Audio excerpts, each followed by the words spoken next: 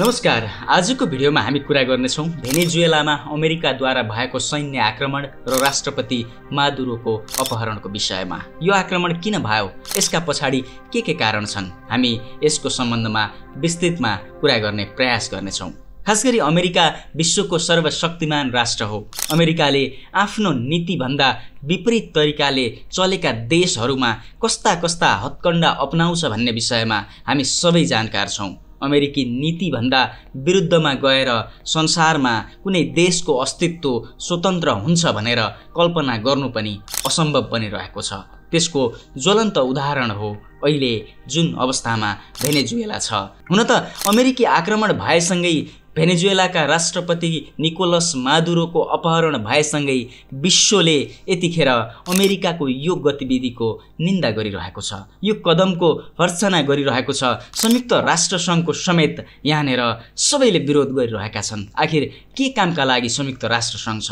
यसरी कुनै अर्को देशको अस्तित्वमाथि कसरी धावा बोल्न मिल्छ? कसरी यस्तो कदम चाल्न सकिन्छ? तर अमेरिकालाई यसको कुनै प्रवाह छैन। हुन त अमेरिकाले यस अघि पनि क्युबा, चिली, इराक, इरानमा कुन खालको गतिविधि गर्यो, कसरी ती देशहरूमा सैन्य कारबाही गर्यो र ती देशहरूको हालत अहिले कुन छ, कस्तो छ, त्यो हामीले देखिरहेका छौँ। अब भेनेजुएलामा अमेरिकाले किन यो स्तरको कारबाही गर्यो वा सैन्य आक्रमण गर्यो र त्यहाँका राष्ट्रपति निकोलस मादुरोलाई अपहरण गरेर अमेरिका लग्यो, यसका सम्बन्धमा कुरा गरौँ। भेनेजुएला आफैमा विश्वको सबैभन्दा बढी प्राकृतिक प्रणाली तेल भएको देश हो, जहाँ 303 अर्ब ब्यारेल बढी तेल रहेको पुष्टि भइसकेको छ।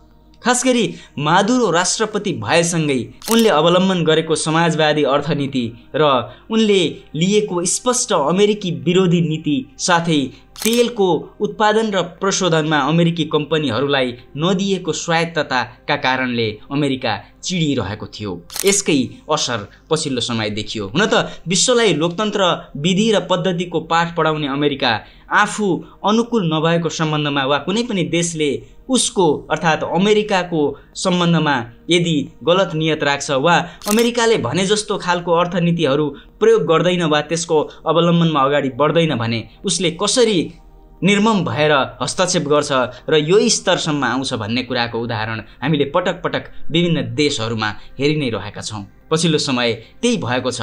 भेनेजुएलामा यो तरिकाले आक्रमण गर्ने गरी र आक्रमण गरेर त्यहाँका राष्ट्रपतिलाई अपहरण नै गर्नुपर्ने गरी त्यो पृष्ठभूमि कसरी तयार भयो, यसका सम्बन्धमा केही कुरा गरौँ। खासगरी सन् 2013मा भेनेजुएलाका राष्ट्रपति थिए हुगो चावेज। जब उनलाई क्यान्सर लागेर उनको निधन भयो, तत्कालीन समयका उपराष्ट्रपति निकोलस मादुरो त्यहाँका अन्तरिम राष्ट्रपति नियुक्त भए।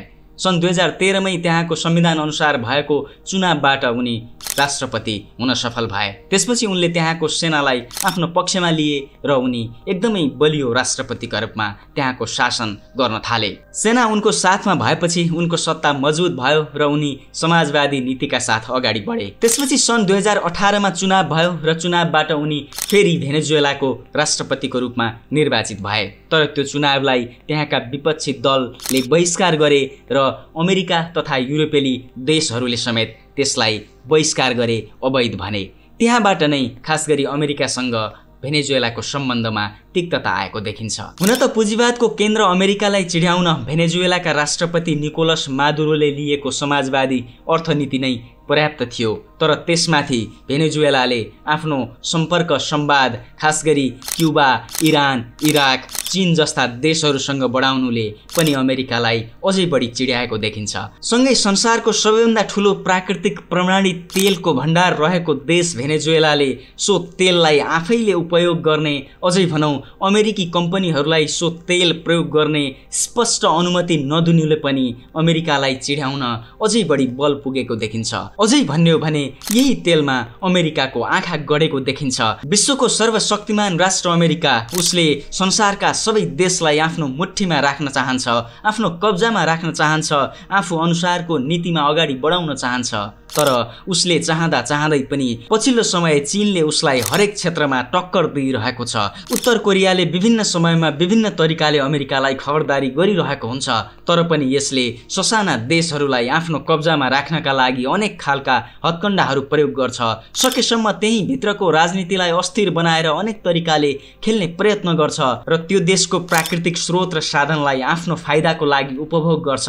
उदाहरणका लागि साउदी अरेबिया, कतार जस्ता देशहरूलाई लिन सकिन्छ र सहज रूपमा ती देशका प्राकृतिक सम्पदाहरूलाई उपभोग गर्न सकिएन भने अनेक खालका षड्यन्त्र गर्छ र निर्मम खालका आक्रमणहरू समेत गर्छ, जुन पछिल्लो समय भेनेजुएलामा भएको छ। र उसले भेनेजुएलाका राष्ट्रपति निकोलस मादुरोलाई अनेक खालका ड्रग डिलिङ अर्थात् लागु औषधसँग जोडेर विभिन्न खालका मुद्दाहरू खडा गरेर अमेरिकामा त्यो खालको मुद्दा दायर गरेको छ। यदि उनले अझै पनि भनेको मानेनन् भने वा अपहरण गरेर लगिसकेपछि पनि उनले कुनै खालको देशभक्ति देखाउने वा अमेरिकी नीति विरुद्धका त्यस्ता कुनै खालका कुराहरू गरे भने पक्कै पनि उनलाई आजीवन कारावास राख्ने वा चाहिँ मृत्युदण्डसम्मका फैसलाहरू सुनाउन बेर लाग्ने छैन।